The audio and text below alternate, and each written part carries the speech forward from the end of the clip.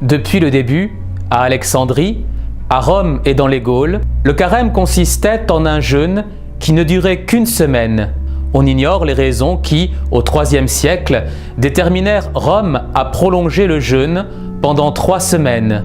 Mais ce fut certainement l'exemple du Sauveur jeûnant 40 jours au désert qui influa sur les pères du concile de Nicée au IVe siècle pour que le carême pascal, prescrit par eux, comprit précisément 40 jours. À Jérusalem, le carême commençait 8 semaines avant Pâques, usage qui fut en partie imité par les Latins quand, pour ajouter les 4 jours qui manquaient chez eux au 36 du jeûne quadragésimal,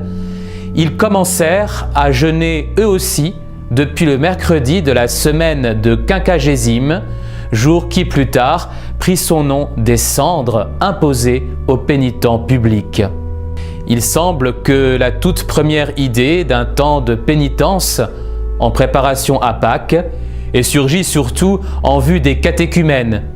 les futurs baptisés qui dans le jeûne et la prière se préparaient à recevoir le baptême la nuit précédant Pâques. Une particularité très importante de l'ancien rite quadragésimal était l'usage de ne prendre ni nourriture ni boisson avant le coucher du soleil.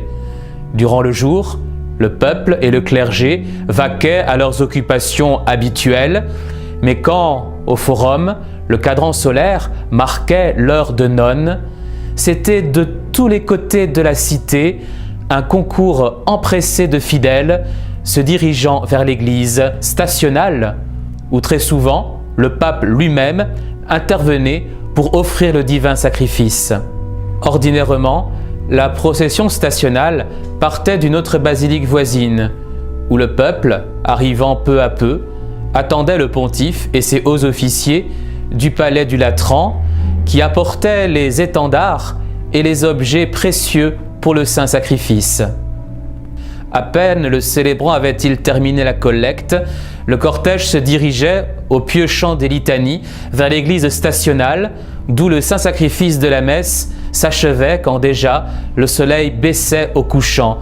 C'était un peu comme une offrande vespérale de toute la famille chrétienne, au terme d'une journée laborieuse, sanctifiée par la prière, par la mortification et par le travail. Si au fil des siècles, les conditions différentes de la vie sociale ont fait que l'Église elle-même a dû introduire quelques modifications d'importance secondaire dans ses rites, le carême demeure toujours le temps de la pénitence, de la correction des mœurs